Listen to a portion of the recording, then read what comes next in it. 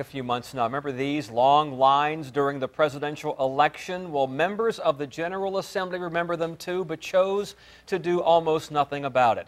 Political reporter Andy Fox takes a look at what Virginia Beach is doing to make sure it doesn't happen again. Andy? Tom, look, this is Green Run High School right here in Virginia Beach. Look at that. The lines were so long, and we won't get the crowds at the polls until the next presidential election. We're pretty sure about that, those long lines. Early voting, though, would solve almost all the problems of election day lines in all elections. But Hampton Roads will not benefit from that, thanks to the General Assembly subcommittee. No one got more heat for these long lines at the polls in the November presidential election than Virginia Beach Registrar Donna Patterson, who said on November 13th, precinct by precinct, and really try to figure out, was there something we could have done for this election and what can we do in the future?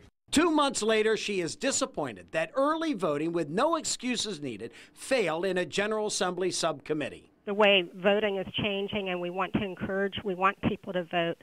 Hopefully it will pass sometime in the future. Patterson worked with Virginia Beach delegate Ron Villanueva to get early voting accepted in Virginia, but his measure failed overwhelmingly because his fellow Republicans voted against him.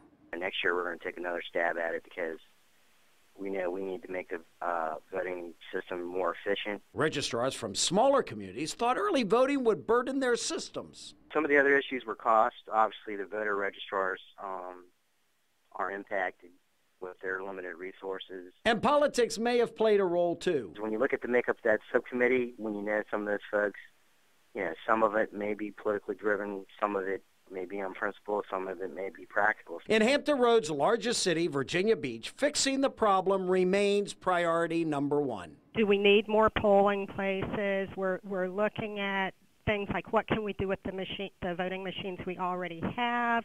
We didn't want anyone to stand in line that long, and you do as much planning as you can, and then sometimes it's something like parking spaces. You run out of parking. So we're looking at every little detail for any polling location.